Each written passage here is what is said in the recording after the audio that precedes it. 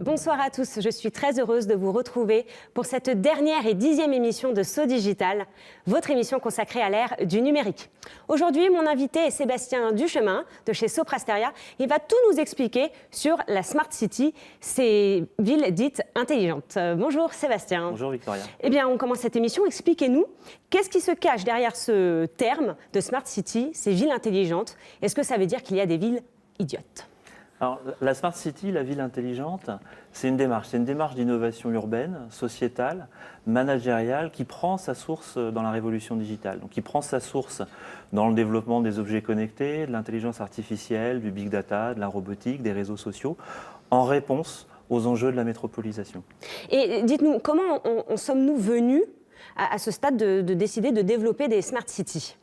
Alors, déjà, on peut expliquer ce qu'est ce phénomène de métropolisation. En 1950, il y avait deux villes de plus de 10 millions d'habitants. C'était New York et Tokyo. Aujourd'hui, il y en a un peu plus d'une vingtaine. Et en 2025, ce sera une quarantaine de villes de plus de 10 millions d'habitants. Donc ces métropoles, ce sont des espaces dans lesquels se concentrent des quantités de population extrêmement importantes et d'activités économiques. Le corollaire de la création des métropoles, c'est la désertification des zones périurbaines et rurales. Et puis enfin, c'est la création de villes qui ont des cycles extrêmement saisonniers. C'est le cas des stations balnéaires, par exemple. Et j'aimerais savoir sur quels critères se basent les ingénieurs pour décider que telle ou telle ville peut être, ou peut devenir en tout cas une Smart City. Alors, il y a plusieurs dimensions dans la ville. La première, une ville, c'est une plateforme technologique. Donc, pour fonctionner, une ville, elle s'appuie sur un grand nombre d'infrastructures, des infrastructures d'énergie, d'eau, de transport, de télécommunications. Et ces infrastructures, il faut qu'elles continuent à fonctionner et qu'elles accompagnent la croissance des villes.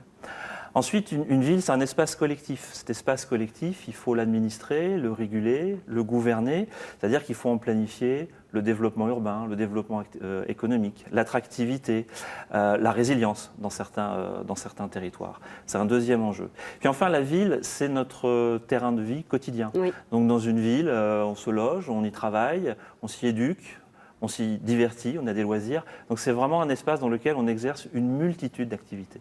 Et est-ce que ça veut dire qu'il y a quand même des villes qui sont plus intelligentes que d'autres ?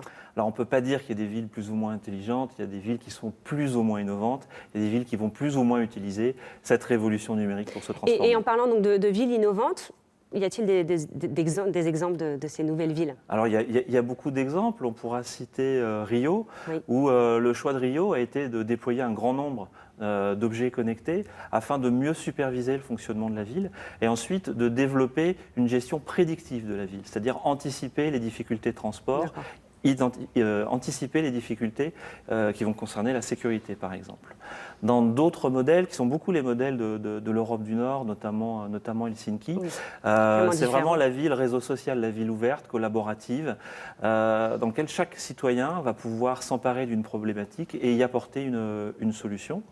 Et puis enfin, il faut citer la métropole de Lyon, qui est une métropole intelligente de référence en France et en Europe, où là, le focus est mis sur la qualité de vie en ville aujourd'hui et demain, sur l'optimisation des infrastructures et le développement des services aux usagers. Alors oui, en effet, vous parlez de la ville de Lyon. Je dirais qu'on a de la chance puisqu'elle est pionnière donc en matière de Smart City en France et en Europe. Et justement, en parlant de Lyon, j'aimerais que nous regardions un reportage réalisé par Damien Decran. Et nous sommes allés à Enedis, donc, qui est implanté à Lyon.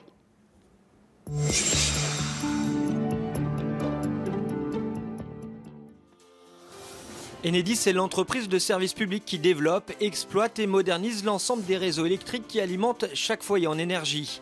Et la révolution dans ce domaine, ce sont les réseaux électriques intelligents, communément appelés Smart Grids, des réseaux intégrant des nouvelles technologies d'information et de communication. Aujourd'hui, sur le territoire de la métropole de Lyon, nous développons donc ces réseaux électriques intelligents au service de cette Smart City. Concrètement, développement, par exemple, des bornes de recharge électrique, il va falloir donc que ces bornes de recharge soient raccordées au réseau électrique et que ça se fasse dans les meilleures conditions possibles, aussi bien de délai, de coût, mais bien sûr aussi qu'ils répondent complètement aux besoins des usagers. Autre utilisation des Smart Grids, le compteur Linky. Tous les métropolitains vont pouvoir donc suivre leur consommation. Ils vont, au niveau des services, il y aura la possibilité donc d'avoir des interventions qui seront téléopérées, les relevés seront faits à distance et tous les services seront totalement dématérialisés. Donc c'est un vrai saut, je dirais, dans un monde numérique, dans un monde qu'on pourrait considérer donc de smart. Et c'est des applications qui ont vocation à ce que la Smart City soit vécue par chaque citoyen comme vraiment cette ville plus agréable à vivre parce que plus facile. Et parmi les enjeux auxquels Enedis est confronté, un défi de taille, l'intégration des énergies renouvelables dans le réseau électrique. Les smart grids ont un rôle majeur dans cette logique de transition énergétique.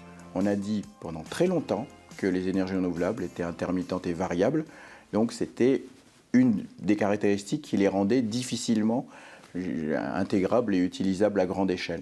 Parmi les innovations, il y a donc cette innovation qui est ce qu'on a appelé la caméra fisheye, qui est une caméra qui scrute 20 km² du ciel de Lyon et qui aujourd'hui permet de prévoir donc la production en quasi temps réel des panneaux photovoltaïques, notamment sur la confluence, donc, et de pouvoir adapter localement donc, la production et la consommation. Il s'agit là des prémices d'une nouvelle génération de réseaux qui semble être sans limite en termes d'innovation.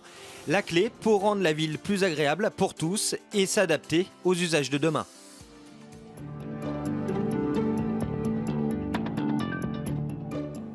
Alors Sébastien, nous avons pu voir le développement stratégique d'Enedis. Ce que j'aimerais savoir à présent, c'est si d'autres grandes entreprises, d'autres grandes enseignes mettent en place également la même stratégie qu'Enedis. Alors oui, c'est le cas de tous les grands opérateurs urbains, donc tous les grands industriels qui opèrent ces infrastructures de transport d'énergie, d'eau, etc. Donc si on prend le cas par exemple d'EDF, fournisseur d'électricité et de gaz, là où Enedis s'intéresse à ce qui se passe en amont de votre compteur électrique, EDF va s'intéresser à ce qui se passe en aval, c'est-à-dire sur votre consommation d'énergie, et va développer des algorithmes de prédiction, d'analyse de vos consommations à des fins économiques ou aussi à des fins pour observer des dysfonctionnements, détecter des dysfonctionnements d'appareils. C'est le cas aussi d'entreprises comme Veolia qui, sur le territoire de la métropole, ont déployé des réseaux de capteurs sur l'ensemble du réseau d'eau potable, ce qui permet aujourd'hui de mieux localiser, d'identifier les fuites d'eau. Et ça, c'est des économies pour le citoyen et c'est des économies aussi qui sont bonnes pour la planète. Et la ville, c'est aussi un terrain qui est extrêmement concurrentiel, dont s'emparent un certain nombre de nouveaux acteurs, de nouveaux entrants, les géants du numérique. Aujourd'hui, Google investit le sujet de la santé, le sujet de la mobilité. Amazon arrive avec des projets de livraison par drone. Et on commence à imaginer aujourd'hui, justement, pour rester dans la 3D, des opérateurs de transport en commun qui prévoient de faire voler des bus ou des tramways. Et quand je vous écoute, je me rends bien compte que ça y est, les entreprises, les industries s'adaptent aux besoins, que ce soit individuels ou collectifs. En tout cas, la société change et s'adapte donc vraiment aux besoins de chacun d'entre nous. Et justement, en parlant maintenant du particulier, ce que j'aimerais savoir, c'est quels sont mes besoins, quels sont les vôtres. Aujourd'hui, on a tous des besoins différents. Alors, on a tous des besoins différents et qui correspondent finalement à des consommations de la ville et des façons de consommer la ville.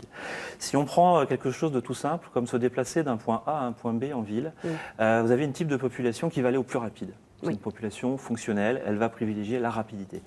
Pour autant, une autre va privilégier le parcours le plus confortable. Ce sont des personnes qui vont être plus dans le ressenti et qui vont choisir le parcours le plus agréable. Donc là, c'est d'aller de A à B de façon la plus agréable. Ensuite, deux autres grands profils aussi qu'on observe, ça va être les profils qu'on appelle les symbiotes, qui eux conçoivent leur vie en ville comme un grand tout et finalement sont très proches de l'environnement et vont être intéressés par des solutions qui apportent un bénéfice collectifs, qui vont être intéressés par des dispositifs d'économie d'énergie qui profitent à tous, et pas uniquement sur une motivation économique et individuelle. Et puis le dernier grand profil, c'est l'instinctif. C'est un principe de consommation de la ville sur 24/24. C'est tout de suite. Maintenant, on ne planifie rien, on bénéficie de tout de suite. Et je m'interroge, comment vais-je m'adapter dans ces nouvelles villes, ces smart cities? Qu'est-ce que je dois faire? Alors, c'est une question intéressante. Alors, tout d'abord, la ville intelligente, la Smart City, elle n'existe pas vraiment encore. Il faut la construire. Oui. On est réellement aujourd'hui à la phase d'expérimentation et de déploiement des premiers projets. Mais C'est quelque chose sur lequel on doit se déterminer en tant que citoyen, en tant qu'usager, puisque la ville, elle sera ce qu'on décidera qu'elle soit. C'est important parce qu'une même technologie, on peut l'imaginer de deux façons. Si aujourd'hui, dans une maison, on installe un capteur, on peut être dans une idée de surveillance. Oui, surveillance. Oui. Que fait la personne dans son domicile? C'est la ville Big Brother, la ville qui peut faire un petit peu peur. Mais ce même capteur, il peut servir à détecter la chute d'une personne ou le malaise.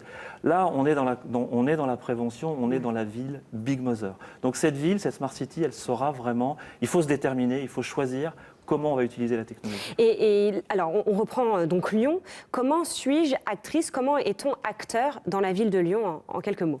Alors sur Lyon, il y a une structure qui s'appelle le Tuba, oui, qui vous permet de découvrir les expérimentations, d'apprendre, de participer, voire même de proposer vos propres projets. Donc voilà, et se sentir utile. Et se sentir utile.